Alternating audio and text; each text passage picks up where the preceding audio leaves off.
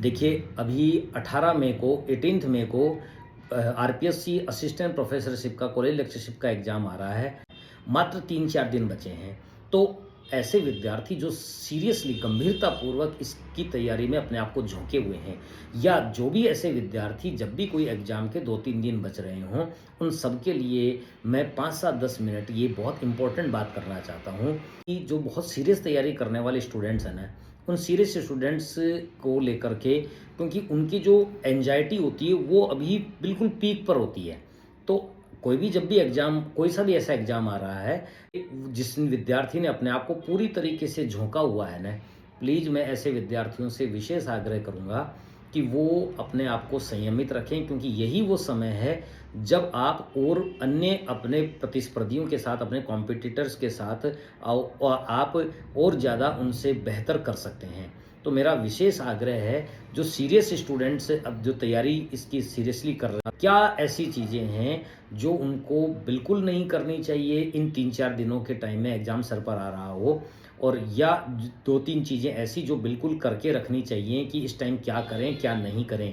क्या नहीं करें वो भी बहुत इम्पोर्टेंट है, और क्या करें इस दौरान वो भी एक अपने आप में इम्पोर्टेंट है। वैसे आप सब समझदार लोग होते हैं, गंभीरता से अपना पूरा उन तैयारी को सीरियसली वो कैसे विद्यार्थी, ये 5-7-10 मिनट का मेरा ये जो बातें हैं जो मेरे को महसूस होती हैं, क्योंकि आप लोग अपने आप को इतना समर्पित करके, इतना डेडिकेशन के साथ, समर्पण के साथ जम करके तैयारी कर रहे होते हैं। बस कहीं ऐसा ना हो कि लास्ट के इस टाइम में आकर के ना आप अपना संयम खो दें, अनावश्यक एंजाइटी ले लें, और ये एंजाइटी आपकी जो वर्षों की मेहनत है, क्योंकि अब आपका बिल्कुल उसका आउटपुट, उसका रिजल्ट लेने का समय आ गया है। और आप जैसे इंटेलिजेंट, टैलेंटेड, समर्पित, मेहनती विद्यार्थी जो हैं, जो लंबे टाइम से इस चीज़ की तैयारी कर रहे थे, बस वो अब इस समय और थोड़ा-सा अपने संयम को कायम रखें। इसमें मैं आपसे आग्रह कर रहा हूँ कि ये जो 5-7 मिनट की जो मैं बातें आपसे करने जा रहा हूँ, प्लीज़ उसमें क्या नहीं करना है और क्या करना है, एक बार आपने इन बातों को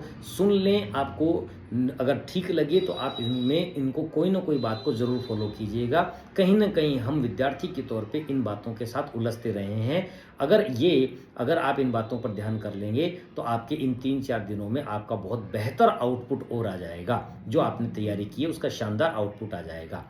जब आप अब सिलेबस को जब कवर करने बैठें, तो उस दौरान में आपको ऐसा लग सकता है कि कुछ टॉपिक, कुछ यूनिट जो हैं वो आपकी बाकी हैं, या कुछ टॉपिक ऐसे बाकी हैं जो बहुत इम्पोर्टेंट हैं। तो पहली बात तो कोशिश करिए कि कोई नया टॉपिक नहीं टच करें। उसके बावजूद भी अगर आपको कोई नया इम्पोर्टेंट टॉपिक जो बचा हुआ है वो करना ही है, तो आप प्लीज़ उस नए टॉपिक में डेप्थ में नहीं उतरें। आप उसके एज ए फैक्ट याद कर लें, कंसेप्ट भी है तो एज ए फैक्ट याद कर लें, विद्वान का नाम पढ़ लें, सिद्धांत क्या है, किसने दिया है, उस सिद्धांत में मेजर क्या बात कही गई है, उसको याद कर लें, मतलब रट लें। कहने का मतलब ये है, बाद में जब कभी आप उसको इंटरव्यू के लिए जब आप जाएंगे, तब आप उसको डेप्थ में पढ़ लीजिएगा, अगर आपको लग रहा है कि इम्पोर्टेंट है पढ़ना। तो अभी आप उसको नए टॉपिक को केवल इसी लेवल पर तैयार कीजिए, ठीक है ना, एक बात। दूसरी बात, जब आप रिवीजन कर रहे हो, रिवाइज कर रहे हो, तो रिवाइज करते हुए आप प्लीज़ इस बात को बहुत ही सीरियसली सुनिएगा कि जब आप रिवाइज कर रहे हो, तो जो टॉपिक पढ़ रहे हैं ना, आप केवल उसी टॉपिक पर अपने आप को फोकस करिए। आप हमें पढ़ते-पढ़ते क्या होता है कि हमने रिलेटेड कोई भी वर्ड जो होता है ना, उससे हम कोई पिछले वाले टॉपिक के साथ उसके बारे में सोचते हुए लिंक करने लगते हैं। तो उससे अचानक से हम पूरा हमारा ध्यान इस जो रिवाइज कर रहे हैं उस टॉपिक पर भी नहीं रहता है, और हमारा फोकस उससे हट जाता है, और हम उस पहले वाले दूसरे टॉपिक के बारे में सोचने लगते हैं, और अचानक से हमको लगता है कि क्योंकि उस टॉपिक में हम इन्वॉल्व भी नहीं है, इसलिए वो हमको टॉपिक एकदम से ध्यान भी नहीं आता है। हम एंजाइटी ले लेते हैं कि अरे ये तो मुझे आ ही नहीं रहा, मेरा तो पीछे पढ़ा हुआ सारा भूलता चला गया मैं। तो प्लीज़ आप, ये बहुत ही सभी के साथ होने वाला प्रोसेस है, सभी के साथ ये होता है, इसलिए आप जिस टॉपिक को पढ़ रहे हैं पे केवल उसी टॉपिक पर फोकस करिए, मत सोचिए उस पहले वाले टॉपिक के बारे में। एग्जाम में 100% वो आपका पहले वाला टॉपिक पढ़ा हुआ जो है, वो 100% आप उसके रिलेटेड क्वेश्चंस को कर ही देंगे, हर हाल में कर देंगे। बिल्कुल आप यकीन मानिए, क्योंकि उस समय उस क्वेश्चन पे फोकस रहेगा ना आपका। अभी तो आप ये ना, आपका दिमाग कई जगह पर भाग रहा है कि आप पिछली बार टॉपिक ये और कहाँ पर क्या बात हुई थी, कहाँ पर क्या लिखा हुआ था। नहीं, आप जो रिवाइज कर रहे हैं उस रिवीजन में उस टॉपिक पर ही फोकस करके रखिए। एक बहुत इंपॉर्टेंट बात जो है ये ध्यान करके रखिए। दूसरी बात कि आपको न न्यू क्वेश्चन बैंक ना अब सोल्व नहीं करने हैं, आप अनावश्यक रूप से कोई नए क्वेश्चन बैंक ला करके और अभी सॉल्व करने बैठ जाएंगे तो उसमें से कोई ऐसी चीज़ें जो आपको बड़ा अजीब अजीब लग सकती हैं और आपके उस टॉपिक में, उस यूनिट में वो आपने कवर नहीं की हैं या आपकी रेंज में नहीं आ पाई हैं, तो आप ना उसमें बहुत ज़बरदस्त तनाव में आ जाएंगे। आपको लगेगा ये यूनिट तो मैंने अच्छे से की हुई है और ये मेरे सामने ये हो नहीं पा रही है। तो इसलिए प्लीज़ आप न अभी नए क्वेश्चन बैंक जो हैं वो अभी मत करिए, आप तो केवल रिवीजन करिए। अब क्वेश्चन बैंक आप इससे पहले तक कर चुके हैं, बस उनको उतना ही रहने दीजिए। अब नए किसी भी हालत में मत कीजिए, मेरा आपसे आग्रह है। आप तो बस केवल अभी तो रिवाइज कीजिए और रिवीजन में आप अपने उस यूनिट के, जिस यूनिट को रिवाइज कर रहे हैं उसका स्टडी मटेरियल, जिस नोट्स को आपने बनाए हैं या जिससे भी आपने बुक से पढ़ा है उसको आप पास में रख लीजिए। उसका सिलेबस खोलिए और सिलेबस को खोल करके और केवल सिलेबस के पॉइंट्स पर पहला पॉइंट रीड करिए, उस पॉइंट के बारे में सोचिए कि उसमें क्या था, वो आपको पूरा ध्यान आ जाएगा। मत उस टॉपिक के उसमें उसका पेज मत खोलिए, आप केवल सिलेबस का पॉइंट ध्यान दीजिए। आपको लग रहा है कि आपने उसको ठीक है, ध्यान आ रहा है, आप आगे चले जाइए। फिर दूसरे टॉपिक पर ऐसे विचार कीजिए, लगता है कि उसमें से कोई थ्योरी आप भूल रहे हैं, कोई कंसेप्ट आप भूल रहे हैं, तो आप ना पीछे वाला अपना वो पेज रजिस्टर खोल लीजिए, नोट्स खोल लीजिए और उसमें से उसको रीड कर लीजिए। इस तरीके से आपने ये एक करके ऐसे यूनिट कवर करते रहिए और उसमें बस रिवाइज करते समय जैसे अभी मैंने कहा, आप ये मत ध्यान दीजिए कि पहले वाला क्या टॉपिक था जो रिवाइज कर रहे हैं उसी पर फोकस करिए। नए टॉपिक के साथ पुराने वाले टॉपिक के साथ मिक्स मत करिए कि भाई वो क्या, कहाँ पर, कैसे क्या था। होता है ऐसा, हम थानवेट पढ़ रहे हैं, थानवेट पढ़ते पढ़ते अचानक से किसी पॉइंट पर कोपेन ने क्या कहा था, आप हुवर का इंडस्ट्रियल लोकेशन थ्योरी पढ़ रहे हैं और पढ़ते पढ़ते अचानक से माने पैलेंडर की थ्योरी को मिक्स करने लगेंगे या किसी और थ्योरी को मिक्स करने लगेंगे, तो फिर ना अनावश्यक रूप से ये सारा खिचपिच हो जाएगा और इसमें आपने किसी भी तरीके से किसी आउटपुट में प्रॉपरली आ नहीं पाएंगे। इसलिए जो आप रिवाइज कर रहे हैं, जो टॉपिक पढ़ रहे हैं उसी पे फोकस करके रखिए। एक और बात, जो खास बात और को ध्यान रखनी है, आप अपने साथियों के साथ स्टडी मटेरियल पर इस टाइम में बहुत ज़्यादा डिस्कशन मत करिए। आप अगर किसी टॉपिक पर जो आपको नहीं आ रहा है वो आप पूछना चाहें तो आप पूछ लीजिए, अन्यथा आप ना डिस्कशन मोड पे मत जाइए, रिलैक्स रहिए।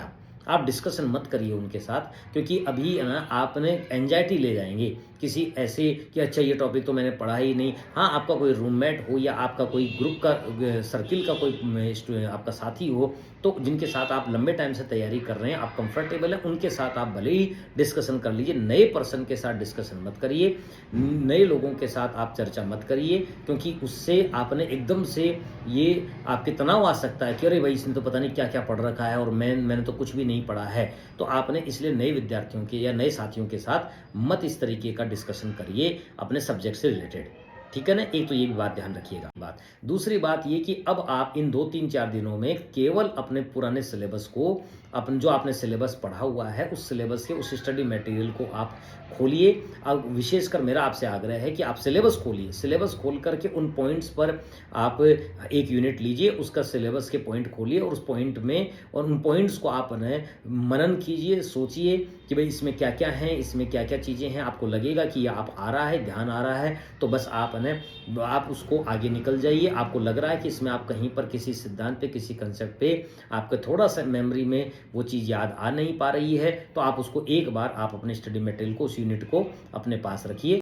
आप सभी विद्यार्थियों को, सभी को बहुत बहुत शुभकामनाएं हैं। आप अच्छे से बिना तनाव के अपने एग्ज़ाम को दे करके आइए, अपने ऊपर हावी मत करिए। आप बहुत अच्छा करके आए हैं, आप ये मान करके चलिए कि तैयारी करने वाले आप ही लोग हैं, इसलिए दूसरे जो लोग हैं उनके साथ आपने अनावश्यक अंदर ही अंदर इतना बहुत ज़्यादा ऐसा डर की तरीके से कंपटीशन फील मत करिए। आप ही तैयारी करने वाले लोग हैं, आप जैसी तैयारी करने वाले लोग हैं, तो इसलिए थोड़ा सा आप पेशेंस के साथ, संयम के साथ, उत्साह के साथ आप अपने आप को एग्ज़ाम हॉल तक लेकर के जाइए। एग्ज़ाम हॉल में क्या, किस तरीके से, उस पर भी क्या ध्यान रखना है, उसको लेकर के भी मेरे दिमाग में कुछ 2-3 ऐसे पॉइंट हैं जो आपको और अधिक अच्छा आउटपुट दे सकते हैं। आपकी तैयारी अपनी जगह पर, आपने अपनी मेहनत की है, मतलब केवल बस ये कि अगर वो सजेशन अगर आपके उस जो तैयारी किए हुए पार्ट का आउटपुट अच्छा दे दे, उससे आप अच्छा और स्कोर कर पाएँ, तो उसके लिए आपको कुछ सहायता मिल जाए,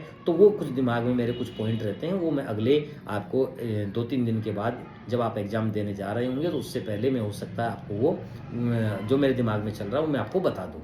ठीक है? तो बहुत शुभकामनाएँ आपको।